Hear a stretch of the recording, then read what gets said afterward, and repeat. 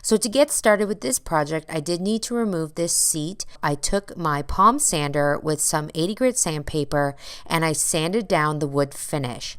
Now there's a couple of spots on this chair where I'm going to sand it down right to the bare wood, and then some spots that I'm going to be painting. So once I had it all sanded down, I took my Dixie Belle paint in the shade in the navy and I painted the areas that I wanted painted. So I painted the chair back and the spindles around the arms and the spindles under the legs, and the rest of the chair I'm going to leave natural wood. I let my chair dry for at least 6 hours.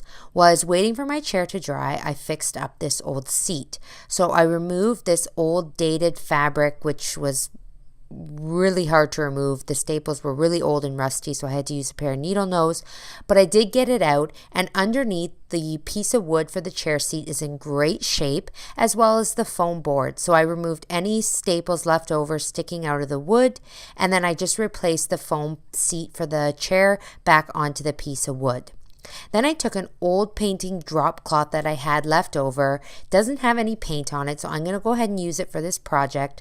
I used my Cricut Easy Press to iron out any wrinkles. A household iron works as well. I just have the Easy Press handy in my craft room. And then I went and found the middle of my chair seat. So I used a tape measure, marked the middle. And what I'm doing here is I'm just setting up my markings to do a farmhouse stripe down the middle of the seat.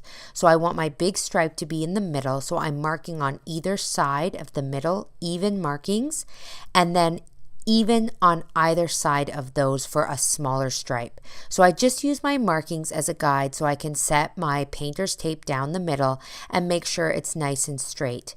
Then again, I use the same Dixie Belle paint that I used to paint the chair, and I'm just taking a foam brush and I'm painting and dabbing down the middle of this painter's tape, making sure that I dab nice and light so that I don't get any bleeding under the tape. You want to dab, not brush onto the fabric. I can remove the painter's tape while the paint is still wet, but I do need to let this middle stripe dry before I continue and do the other ones, because I need to place painter's tape over top of it. So once it's dried, I go ahead here with my other pieces of painter's tape to make the smaller stripes on either side. You can make the measurements whatever size you want to suit your look. Once it's dry, I just go ahead and flip it over, and then I attach the fabric to the back of the chair pad. So I'm going to go ahead here with a crown stapler and just folding over the corners. I always do the corners first, pull them nice and tight, and fold them over on each other, and then place a staple in on either side. Once I have all the corners done, then I go ahead and staple down the sides of the fabric. You want to make sure that you pull the fabric nice and tight as you staple so that it's nice and tight on the top side and it's pulled really tight so you don't have any sagging fabric. I replace the chair seat onto the chair, and this is my finished chair completed. I am so happy with how this turned out. I'm glad that I decided to pull this chair out of the trash and restore it and give it new life. It looks great here in my home office, just in the corner, to create a nice little reading nook for myself. I really hope that this project inspires you to get creative with a piece of drop cloth and an old chair that you may have laying around. Alright you guys, so here we have our chair that we're going to be making over.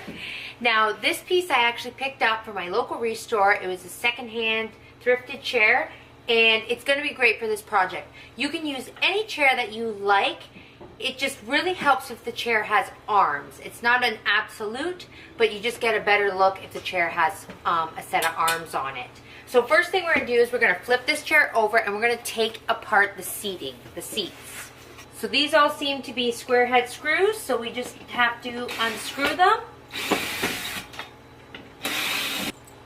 We're going to make sure that we set these screws aside because we'll need them when we put the chair back together. We're going to be painting the frame of our chair with some spray paint, so let's take this project outside in the fresh air so we're not breathing in any fumes from the spray paint. To spray paint my chair, I'm going to use this metallic paint and primer all-in-one from Rust-Oleum in the shade Champagne Mist. So I really like this spray paint in particular because I don't need to prime my chair at all. I can just go right into spray painting because this is a paint and primer in one.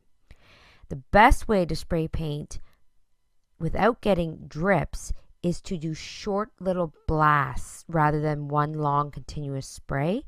So just quick short little blasts about 15 to 20 centimeters away from your piece. All right, while our spray paint is drying, we are going to recover these cushions. Now, it doesn't really matter what fabric you choose because this is just so that on the sides, this dated plaid fabric doesn't show. So I've just gone with a nice beige canvas fabric. It's a little farmhouse style, which is my taste, but you can obviously choose whatever fabric you like. So first thing we're going to do is we're going to cut our fabric. So I'm actually just going to lay my fabric out on my workspace here. Then I'm going to put my seat cushion on and I'm going to lay it so that I know that I will have enough to loop around the whole seat, and that looks good there. And then I'm just going to take my fabric scissors and I'm just going to cut my fabric. So when we're reupholstering, we're going to start with our corners here, and my seat is got a flat back and then it rounds at the top. So we're going to start at the flat back because it'll be the easiest, and we're going to start in the back corner. So we're going to take our fabric and we're going to pull it right up, pulling it nice and tight, and then we're going to put in a staple. I'm going to take this side here, I'm going to start on this side, and then I'm going to grab the fabric and I'm going to pull it over, tucking it in so I have a nice fold there, and then pulling it tight and pulling it right across. We're going on a straight angle there, and then we're going to staple that. Main thing is make sure that you hold your fabric nice and tight. And then the same thing on the other corner.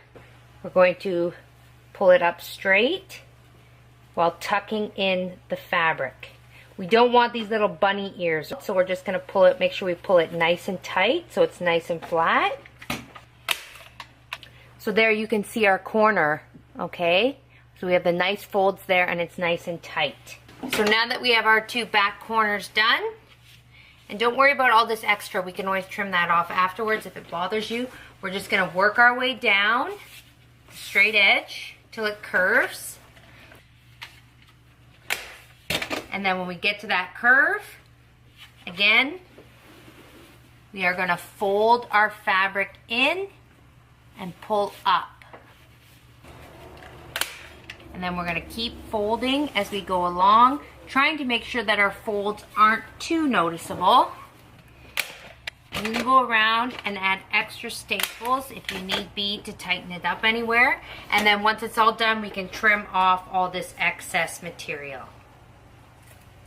I'd rather cut my fabric too big than cut it too small and not have enough to go all the way around. So some people may get a little annoyed with all this waste, but you'd waste a lot more if you cut your piece too short. All right, so there is our bottom seat. I covered the backrest portion of my seat, again using the same technique and with the same fabric. All right, so now that our chair is painted and dry, we can now put it back together. So I'm gonna grab my seat cushion and the seat back, and using the screws that we took out, we're gonna just put it back the way it was.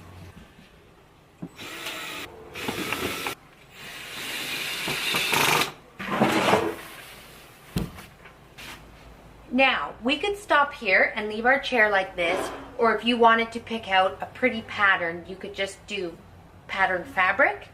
But I'm gonna add a nice elegant chic touch to my chair. So I'm gonna finish it off by adding on this sheepskin rug. So this is a sheepskin rug here, and it's in that typical sheepskin rug shape, all right, with the pointy top, and it actually fits perfectly over our chair. So if we take the skinny top end and we lay it over top, we can set the rug into our chair just like it was meant for it. Now I can leave this like this, or if I want this to be a permanent fixture, what I can do is I can just take the back And with my stapler, I can just staple in some small staples just in the rug. And that'll fixate this to the chair so it's a permanent thing on there. You could also, with a needle and thread, sew it to the fabric, but you can also just set it on and leave it. So that way if you don't want this, or if you have to wash it or anything like that, you can take it right off.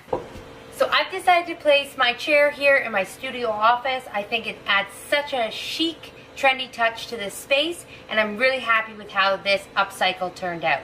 Thank you so much for tuning into Home Talk, and we'll see you next time.